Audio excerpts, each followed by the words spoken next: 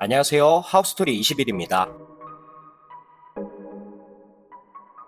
오늘은 신현동 단독주택을 소개해드리려고 합니다. 처음 오픈 소식을 듣고 촬영을 하려다가 한 5개월이 지난 상황에서 촬영하는 현장인데요. 웬만하면 저도 오픈하고 바로 촬영하고 싶은데 오픈 당시의 금액이 저에게는 좀 과하지 않나 생각이 들었습니다. 지금 현재 신현동에 오픈하는 단독주택 금액이 20억에서 30억대 하는 걸 보면 19억이라는 금액이 그럴 수 있겠다 생각도 들고, 차가 막히네, 난개발이네, 누가 경기도 광주에 20억을 태우냐, 여러 말씀들 많이 하시는 지역이지만 시간도 돈도 여유 있는 분들에게 그런 부분은 중요한 게 아닌 건지 20억대 30억대 주택들은 팔리고 있는데 뭐 어쩌겠습니까. 그런데 이번 주택은 다른 주택과 조금 다르게 판단했습니다. 제가 처음에 이 주택을 보고 솔직히 19억은 힘들겠다 생각했거든요. 최소한 3억은 내려야 팔리겠구나 생각이 들었고, 요즘 같은 상황이라면 그조차도 시간이 조금 걸리지 않을까 생각했던 주택입니다. 그러다 보니까 촬영을 못하고 있었던 거죠. 그런데 이번 주택을 5개월이 지난 지금 촬영해야겠다 결심한 이유가 뭐냐면,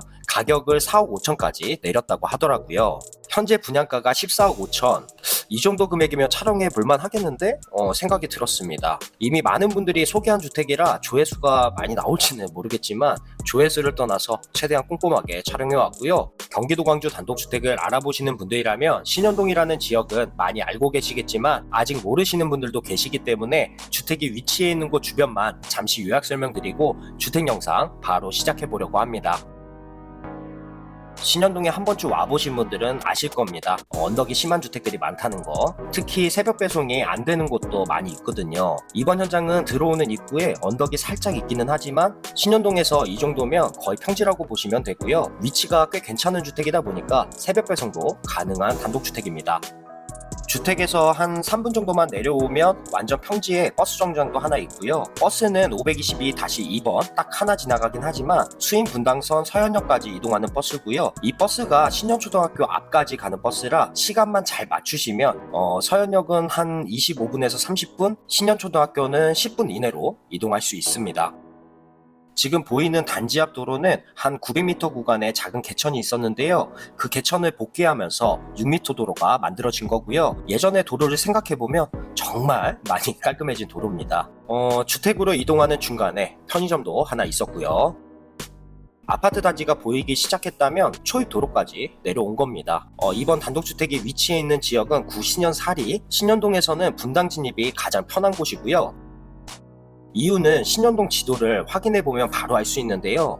이 메인 도로 한 곳을 통해서 분당으로 진입해야 하는데, 다른 신현동 지역은 메인 도로까지 진입하려면 이런 도로를 통해서 메인 도로까지 내려와야 하고, 특히 신현동 바로 옆에 능평동이라는 지역에서까지 차량들이 모이기 때문에 출퇴근 시간 차량 정체가 항상 생기는 곳입니다. 그에 반해 구신현사리는 차량 정체를 조금 피할 수 있는 도로가 있는데요. 그게 바로 태제고개입니다. 분당에서 구신현사리로 이동하는 우회도로인데요. 이 작은 도로 하나가 어느 정도 시간을 단축할 수 있냐면, 다른 신현동 주택들이 메인 도로까지 나오는 시간이면 최소한 분당 율동공원까지 도착할 수 있습니다. 5분 10분이 크게 느껴지는 출퇴근 시간에 이 정도 시간이 단축된다면 충분히 장점이라고 볼 수 있는 거죠.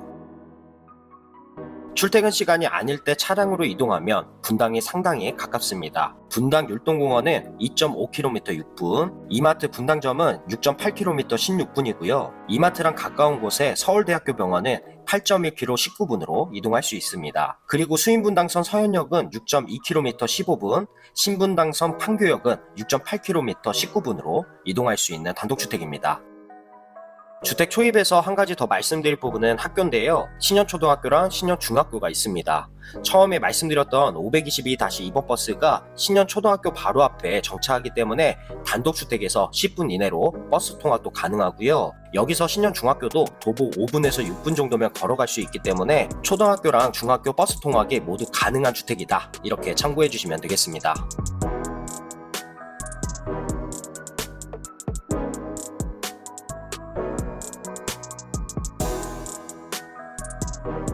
주차장에 신경을 많이 쓰셨다는 게 느껴졌습니다. 벽체 배수판으로 벽 전체를 마감했는데요. 벽체 배수판 자체가 통풍 역할을 해주는 마감재라 결로를 방지할 수 있다고 알고 있고요. 그리고 보수공사도 쉽게 할 수 있기 때문에 입주 후에 주차장 관리는 어렵지 않을 것 같습니다. 비동이라는 걸 주차장 안쪽에 만들었어요. 오버헤드 도어를 닫아두면 여기가 비동이라는 건 입주자만 알 수 있겠네요. 여튼 라인 등도 그렇고 분위기는 나쁘지 않았고요. 수도랑 전기도 나와 있고 배수구도 크게 있어서 세차 같은 거 하시기도 좋을 것 같습니다. 주차장은 문이 2개 있습니다. 왼쪽은 현관문, 오른쪽은 창고고요. 창고는 아담한 사이즈라 잔짐 정도 보관하기 좋겠습니다. 지금 보이는 지하 현관이랑 1층 현관이 하나 더 있고요. 그래서 현관문이 지하랑 1층 두 곳으로 나눠져 있습니다. 일단 지하 현관은 왼쪽에 신발장 6칸 정도가 들어가 있는 공간이고요. 계단을 통해서 실내 거실까지 바로 이동할 수 있습니다. 1층에 현관이 하나 더 있기 때문에 도보로 이동할 때는 굳이 지하까지 내려가실 필요 없고요. 주차장 바로 옆에 계단을 통해서 현관 이동이 가능합니다. 현관 앞에 테라스 같은 통로가 있고요. 특별하게 쓰이진 않겠지만 화분 같은 거 두기는 좋을 것 같습니다. 중간에 이런 공간도 숨어 있기는 한데요. 이 공간이 실내에서 상당히 중요한 역할을 하기 때문에 이건 실내를 보여드리면서 다시 말씀드릴게요. 바로 옆 세대도 이 현관 앞에 통로를 사용하더라고요. 무슨 아파트도 아니고 통로를 공유한다? 당연히 통로 중앙에 펜스를 높게 시공해서 세대 분리를 완전하게 할 거고요. 입주하실 때는 통로 중앙이 펜스로 분리된다고 보시면 되겠습니다. 1층 현관이 꽤 널찍한데요. 신발장이 12칸이나 시공돼 있어서 신발은 충분히 보관 가능하고요. 혹시 이 정도 신발장도 부족하다면 주차장에 신발장도 6칸이 있으니까요. 신발 보관만큼은 걱정 없이 하실 수 있습니다. 중문이 자동문으로 설치되어 있고요. 자동문을 지나면 복도 공간으로 침실, 거실, 주방이 분리되는 구조입니다. 19억이라고 할 때 거실을 보면서 조금 작은 거 아닌가 생각했는데 14억 5천으로 가격을 내리고 봐도 거실은 조금 작아 보이긴 했습니다. 대신 보이드 구조라 개방감은 상당히 좋습니다. 리모컨을 사용하는 자동 커튼도 설치되어 있고 에어컨이랑 난방 조절기 월패드도 시공되어 있고요. 그리고 거실 벽면은 도장 마감, 바닥이랑 아트월은 타일로 마감되어 있습니다. 거실 앞인데 펜스가 왜 이렇게 높게 시공되어 있을까 생각하시는 분들도 계실 겁니다. 밖으로 나가보면 확인해 볼 수 있는데요. 거실 앞쪽에 창고가 있더라고요. 주택들이 많은 곳에 창고가 있다는 건 나중에 주택이 들어올 가능성이 높다는 건데 창고보다는 그래도 주택이 들어오는 게 더 좋지 않을까 생각이 들었습니다. 근데 주택을 지으면서 창고가 없었나? 거실을 창고 쪽으로 잡았다는 건 조금 미스테리하네요.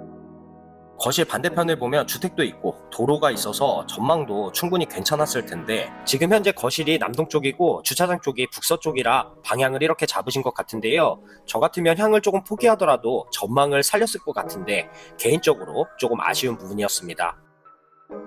방은 또 넓게 잘 빠졌더라고요. 실크벽지에 타일 바닥으로 마감도 깨끗하게 잘 돼 있었고요. 향을 중요하게 생각하는 집이라 그런지 채광도 꽤 밝았습니다. 원래 19억으로 분양할 때는 침실에 붙박이장을 설치해 주신다고 하셨는데 가격을 내리셨다고 붙박이장은 별도라고 하시더라고요. 제 생각에는 가격을 내리셨다고는 하지만 붙박이장은 그냥 해주시는 게 좋지 않을까? 저만 그렇게 생각하고 있는 건지 모르겠네요. 아까 1층 현관 앞에 통로 기억하시죠? 거기에 이런 공간이 있었잖아요. 중간에 이런 공간도 숨어 있기는 한데요. 이 공간이 실내에서 상당히 중요한 역할을 하기 때문에 이건 실내를 보여드리면서 다시 말씀드릴게요.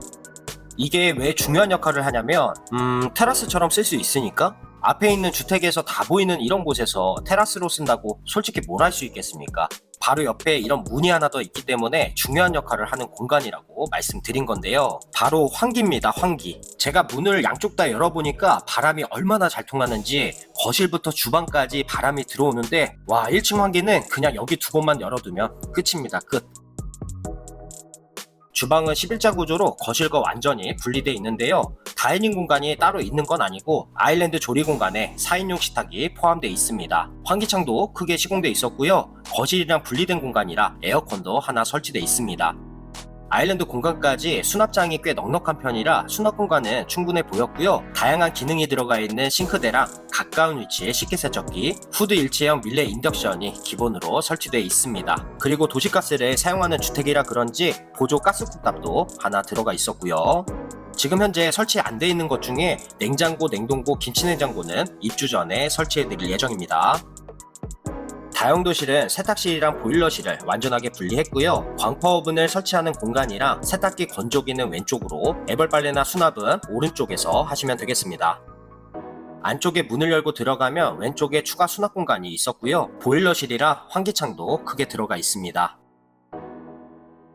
주방 옆에 욕실이 하나 있습니다. 게스트 화장실 정도가 들어가 있지 않을까 생각했는데 샤워도 가능한 넓은 욕실이었고요. 매리 시공된 수전이랑 비데 일체형 변기도 잘 시공돼 있었지만 저는 개인적으로 환기시설이랑 과하지 않은 테라조 타일이 가장 마음에 들었던 욕실이었습니다.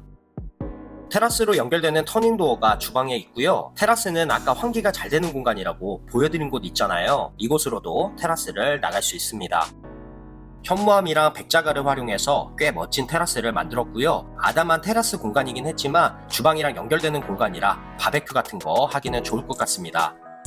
주택이 바로 옆에 있으면 바베큐 같은 거 하기 눈치 보일 수도 있는데 창고가 있으니까 눈치는 안 봐도 되겠네요. 테라스는 정원 테라스랑 연결되는데요.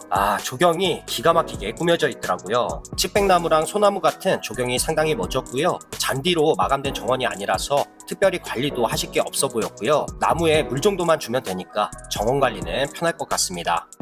에어컨 실외기가 설치되는 곳이 정원 쪽에 있고요. 현관에서 바로 보이는 픽스창이 있는데요. 개인적으로 이 픽스창이 문이었으면 어땠을까 생각했습니다. 정원으로 이동하는 통로가 한 사람이 지나가는 정도라서 정원으로 이동하는 문이 따로 있었으면 좋을 것 같더라고요.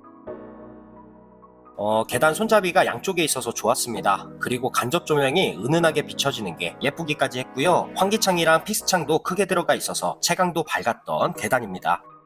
2층에 올라오면 바로 강화유리 난간이 보였고요. 거실에서 보여지는 2층이랑 2층에서 거실이 보여지는 개방감이 정말 좋았습니다. 창고 지붕이 보이는 부분은 확실히 아쉽기는 하네요.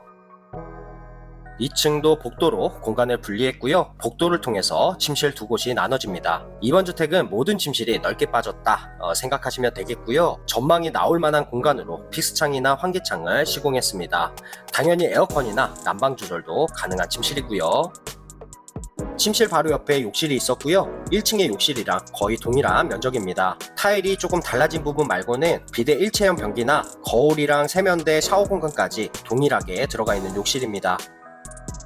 지금 메인 침실로 이동하는 건데요.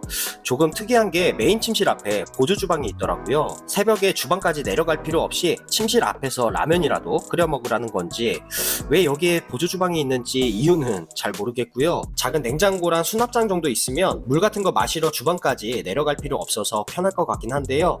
아무튼 보조 주방이 메인 침실 앞에 설치되어 있습니다. 메인 침실 면적도 넓게 잘 빠졌고요. 침실이 전체적으로 모던하게 인테리어 되어 있습니다. 건축을 하신 분이 코너에 픽스창을 많이 활용하셨는데요. 저는 왠지 좀 아쉽더라고요. 창이라는 게 채광을 살리거나 전망도 살리면서 환기까지 신경 써야 하는 부분이라 상당히 중요하다고 생각하는데요. 메인 침실의 창은 조금 위치가 아쉽다는 생각을 했습니다. 대신 프라이버시는 확실하게 보장되는 방입니다. 메인 침실인 만큼 화장대도 하나 보였고요. 화장대를 중심으로 오른쪽은 드레스룸, 왼쪽은 욕실을 사용할 수 있습니다. 조명이 들어가 있는 드레스룸 분위기가 참 좋았고요. 면적이 아담한 사이즈라 옷이 많으신 분들은 2층에서 처음 보신 침실 기억하시죠? 옆쪽에 있는 침실을 활용해서 드레스룸을 크게 만들어도 좋을 것 같습니다. 드레스룸이랑 욕실의 문은 자동문으로 시공되어 있습니다. 메인 침실의 욕실인 만큼 욕조가 추가 설치되어 있고요. 비데 일체형 변기나 세면대랑 거울은 다른 욕실과 비슷하게 구성되어 있습니다. 샤워부스가 욕실 안쪽에 따로 만들어져 있고요. 환기구 정도가 설치되어 있는 공간입니다. 마지막 3층도 계단이 안정적으로 보였고요. 픽스창이랑 환기창도 크게 잘 시공되어 있습니다. 3층도 복도를 통해서 공간을 분리했고요. 특별한 공간이 많은 3층입니다. 일단 3층의 침실도 면적이 넓게 잘 빠졌고요. 박공지붕으로 층고를 높였습니다. 창을 크게 시공하지 않았다는 게 보시는 분들마다 호불호는 충분히 있을 것 같고요. 에어컨이나 난방 조절기는 기본으로 설치되어 있는 방입니다. 모든 침실에 욕실이 가깝다는 부분은 참 좋았습니다. 욕실 모두 샤워실이 있기 때문에 침실에서 이용하기 좋을 것 같고요. 모든 침실에 비데 일체형 변기나 샤워부스가 설치되어 있어서 충분히 만족하실 만한 공간이라고 생각이 들었습니다. 3층은 테라스가 있는데요. 지금 보이는 것처럼 폴딩도어가 시공되어 있어서 환기하기도 너무 좋고요. 면적도 꽤 넓고 전망도 좋은 편이라 테라스 이용하시기는 참 좋을 것 같습니다. 근데 창고는 진짜 없애버리고 싶네요. 지금 보신 테라스 말고도 테라스가 하나 더 있습니다. 면적은 방금 보신 테라스보다 작기는 한데요. 잠시 바람 쐬기는 정말 좋은 공간이고요. 특히 테라스 이용보다 테라스 두 곳을 열어놨을 때 환기가 너무 잘 되는 공간이라 3층도 환기 걱정은 안 하셔도 될 것 같습니다. 지금 보이는 공간은 원래 스크린 골프 시설을 만들어 드릴 계획이었는데요. 근데 이번에 가격을 4억 5천 내리면서 스크린 골프 시설은 입주하시는 분들이 직접 설치하셔야 하고요. 혹시 스크린 골프를 설치 안 한다고 하시면 현재 인테리어는 조금 손을 보셔야 합니다. 보조 주방이 있으니까 홈바도 괜찮을 것 같고요. 영화관 같은 공간으로 새롭게 꾸미셔도 좋을 것 같습니다. 이참에 집에서 골프를 즐기시는 것도 한번 생각해 보시고요.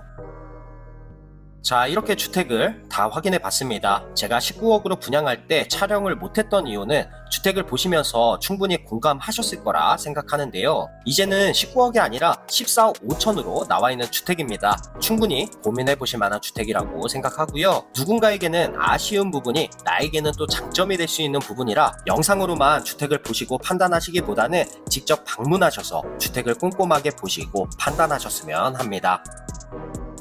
오늘의 영상은 여기까지고요. 혹시 더 궁금하신 부분은 연락이나 댓글 남겨주시면 꼼꼼하게 답변 드리도록 하겠습니다.